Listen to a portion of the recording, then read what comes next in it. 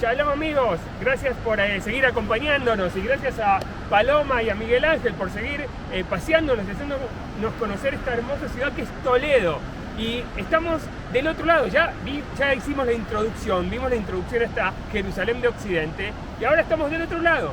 Tenemos otra vista de la Jerusalén de Occidente de Toledo y tenemos otras historias para contarnos, que nos van a contar ahora Paloma y Miguel Ángel. ¿Dónde estamos ahora? Lo que tenemos detrás de nosotros es la antigua aljama de Toledo, la judería, vista desde el lado del río. En concreto, en esta parte de la judería tenemos una roca grande que pueden ver allí.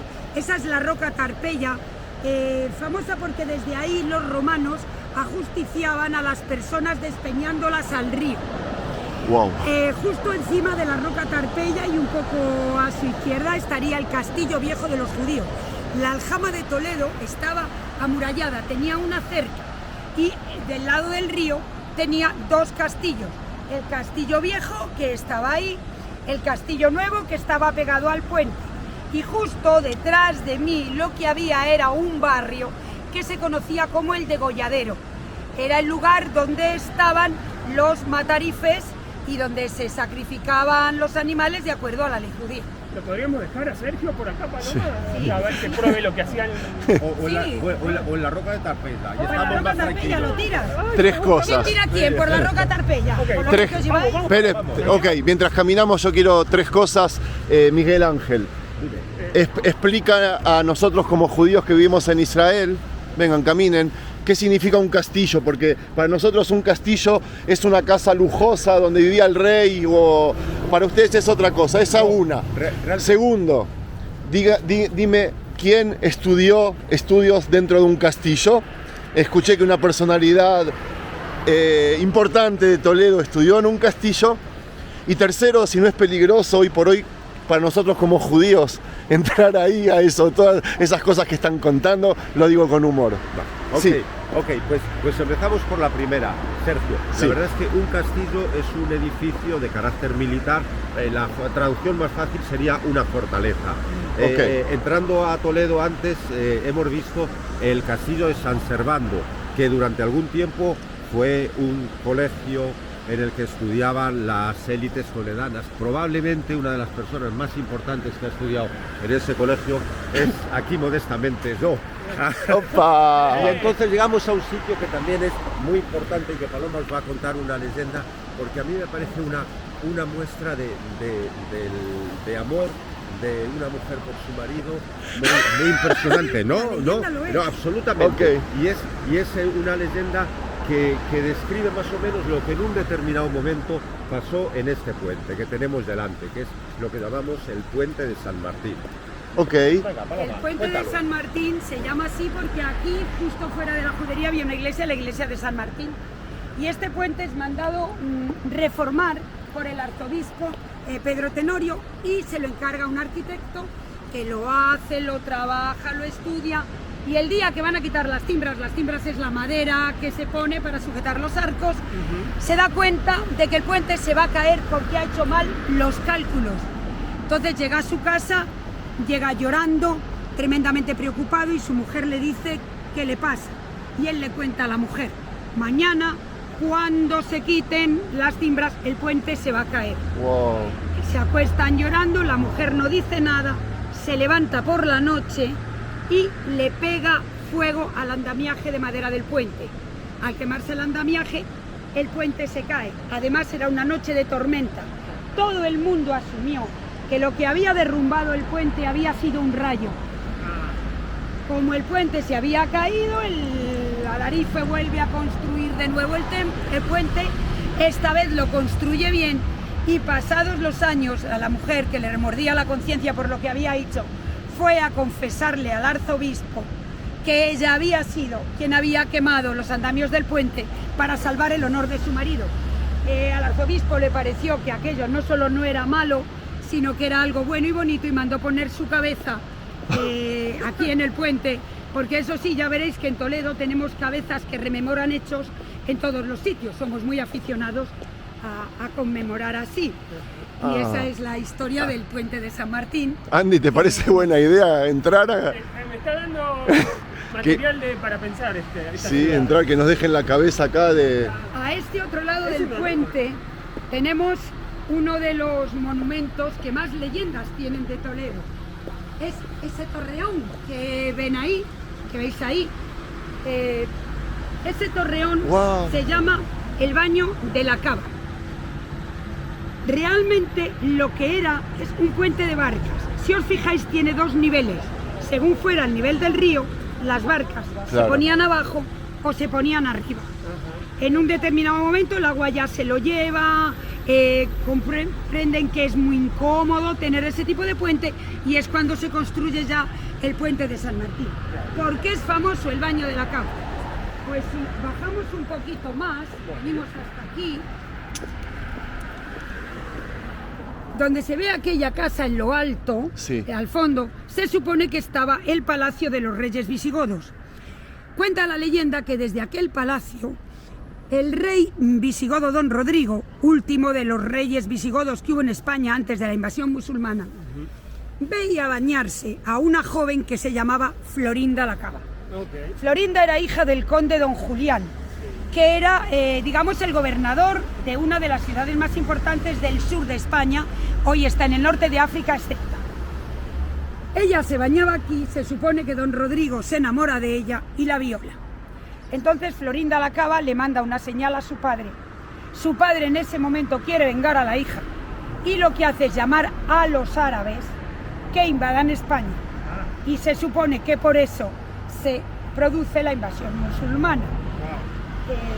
Wow. Que el rey Don Rodrigo... Otra historia parecida a la bíblica en Geba, que los biniamitas violan a una levita y se hace un boicot. Exacto. Es los parecidos que hay. En realidad me hizo acordar también el rey David y Bathsheba. ¿Sí? El rey David que la ve bañarse a Bathsheba En la azotea. en la azotea y... ¿Vamos a cruzar el puente? Si queréis, al por menos supuesto. asomarnos. Sí. Ay, podemos subir al castillo nuevo de los judíos. Ok. Es bonita la vista desde ahí. Ok. Pero creo que tengo que poner moneda al coche, Paloma. Ok. ¿Nos coges ahora? Coge por ahí.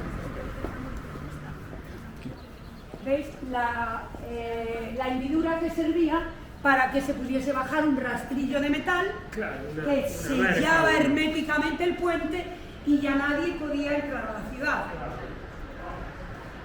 Se entraba a lo alto, a la habitación, por esta puerta.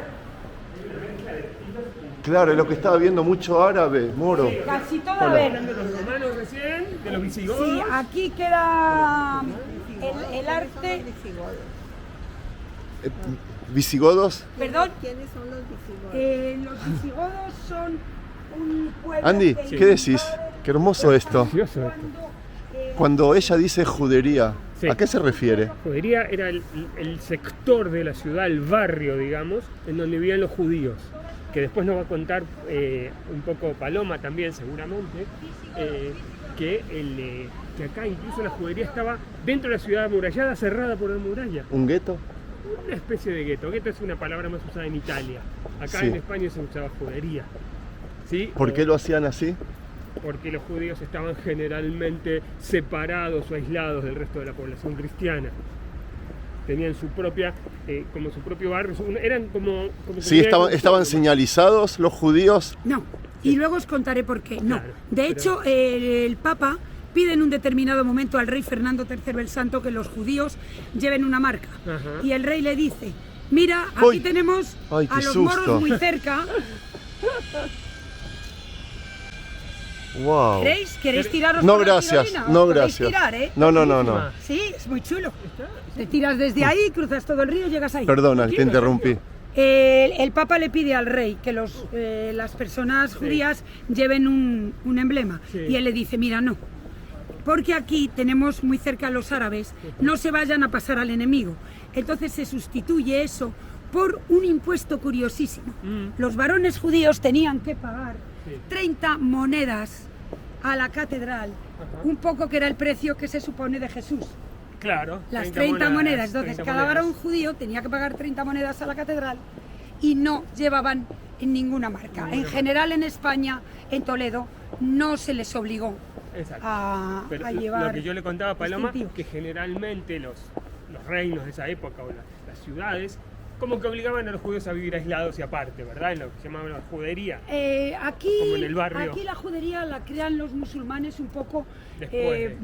y no estaban segregados los judíos con los musulmanes. Claro. Luego ya sí, ya una vez que llegan, pero ellos ya estaban, ya tenían su Ya aljama montada, ya estaba aquí cuando llegan los reyes cristianos. Aljama es otra forma de decir a la... Aljama más que una judería es el gobierno de la judería. El autónomo, ¿eh? Autónomo, o Exacto. sea, aquí las personas que viven en esta judería tienen sus propios jueces, sus rabinos, sus propias leyes. Exacto. Ellos se gobiernan mediante la aljama. Maravilloso Es el esto. escudo de Sí, sí. escudo de Toledo, Dos cabezas. donde podéis ver los castillos de Castilla y León y la Granada del Reino de Granada. ¿Eso qué nos dice? Que este escudo se ha puesto después de los Reyes Católicos, después de la expulsión de los judíos, porque en el 1492 se conquista Granada y la Granada está ahí. Termina la Por reconquista tanto, ahí, ¿no? exacto. Sin embargo, todavía no vemos ni Aragón ni Navarra, que es la parte del este de España que luego se suma, que trae el rey católico y que termina formando España. Ok, hoy estamos entrando a la judería o todavía no. Sí, estamos entrando Ya estamos a la entrando a la judería, ok. Para hacer un poco de orden, nosotros en el video que hicimos antes contamos la historia de cómo llegaron hasta aquí los judíos. Incluso dijiste de que estamos hablando de la época del primer templo, la destrucción del primer templo. ¿Sí? Avanza la historia y los judíos acá siguen asentados en Toledo como una capital importantísima. Siguen asentados todo el tiempo. En época romana, de hecho, había tantos judíos en España que incluso Pablo de Tarso, Sí. Pablo para los cristianos, dice que quiere venir a predicar a España y eso es indicio claro de que ya había judíos aquí. Pero realmente los primeros restos arqueológicos datan del siglo I y también con toda certeza ya en el siglo IV, en el concilio de Elvira, un concilio pues, que hicieron para hablar de las distintas religiones, ya sí se nombra a los judíos porque en ese momento judíos y cristianos viven juntos, no hay separación y hay mucho proselitismo por parte de los judíos. Y ya a los cristianos empieza a preocuparles el proselitismo que están haciendo. Entonces no se ha interrumpido la presencia judía en Toledo desde, se supone, el primer templo, o al menos desde el siglo I hasta 1492, cuando los reyes católicos los expulsan. Siglo I ya estamos hablando de Roma, ¿no? De la época romana, de que los romanos están aquí también. Sí, Toledo primero es un pueblo carpetano, son los primitivos habitantes de España, tribus celtas. Después llegan los romanos. Sí. Los romanos están aquí desde el 192 antes de Cristo hasta la caída del Imperio Romano, en que, como todo el resto de Europa, somos invadidos por los pueblos germánicos. Aquí llegan 3 pueblos germánicos en un primer momento, que son los suevos, los vándalos y los alanos. Yo no sé si conocéis el dicho hacer el vándalo o ser un vándalo. Ser un vándalo. Ser un vándalo viene, imaginaos cómo se portaron los vándalos, sí quedó ese nombre. Después todos ellos son eclipsados por los visigodos, que son los que llegan después y conquistan ya toda la península. Aquí puedes ver el Castillo Nuevo de los Judíos, ¿ves? Todo esto que se ve aquí enmurallado. Es el Castillo Nuevo de los Judíos. Ahora vamos a intentar entrar y ver la vista del río desde este lado, que es muy bonita, y de los cigarrales. ¿Tienen apodos los judíos? No. Tienen apodos los conversos.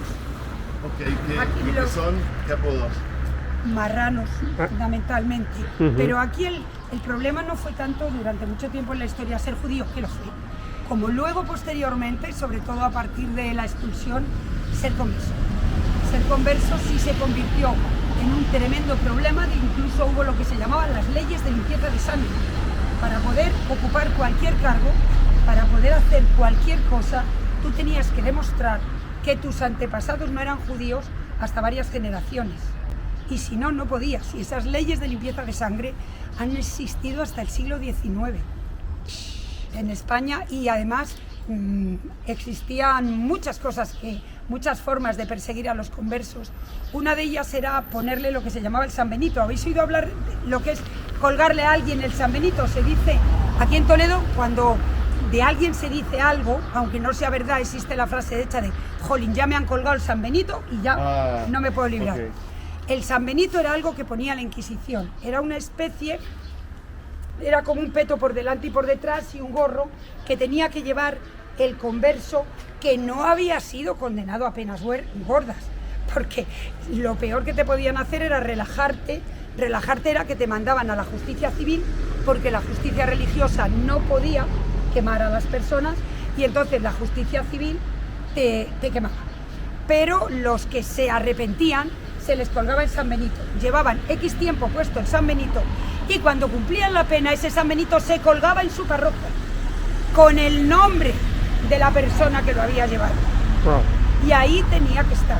Todo eso por el simple hecho de que no creían en que Jesús resucitó. No. O ellos hacían mal. Ellos sí creían que Jesús resucitó. Ellos eran conversos del judaísmo al cristianismo. Pero ¿qué pasa? Pasa, y lo veremos a lo largo de esta visita, que a los judíos se les obliga a convertirse. Sí. Pero se les obliga a convertirse de un momento para el siguiente con una espada en el cuello. ¿Te conviertes o te mato? Claro. Me convierto. Pero la persona no sabía nada de la religión a la que se estaba convirtiendo. Muchas veces cometían errores no porque judaizasen, que también, Claro. sino muchas veces por desconocimiento. Sí. Entonces, pues pasaba lo típico de los vecinos, pues ¿qué hago mejor que nada en el mundo? Chivarme de mi vecino, Sí. delatar a mi vecino. Pues este judaiza, ha limpiado la casa el viernes, ya está. Este está cocinando adafina. Adafina era el plato típico de los judíos toledanos, es como el cocido que tenemos ahora. Claro. Lo denuncio. Y entonces la Santa Inquisición, porque el Tribunal de la Inquisición, que es un tribunal que crean los reyes católicos para cuidar de la pureza del cristianismo, no podía perseguir a los judíos, solo podía perseguir las herejías, podía perseguir a los conversos, pero no podía perseguir a los judíos. Buenísimo. Paloma, Entonces, dos cosas. Vamos a terminar acá el video. sí, Quiero decir de que decir de que tú eres una persona católica, no eres judía. no, yo soy Tú católica. naciste y te criaste aquí como Sí. una persona católica y todo Sí. lo que cuentas es como una persona toledana, Sí, ambos toledanos. Y para mí es importante aclarar esto porque tú hablas del judaísmo, de los judíos con muchísimo respeto, a pesar de todo lo que pasó aquí, de la forma que se los consideraba. Te agradezco mucho por este material, me encantó el paseo y podemos seguir, hay más material. hay más Vamos a material. seguir filmando. Perfecto. Bueno, horas, Paloma? 20, 25. No, sí, ya no hay veremos. problema. Ya veremos. Bueno amigos, y si les gustó el material, como siempre, no se olviden de regalarnos un me gusta. Shalom. Excelente. Vamos a entrar.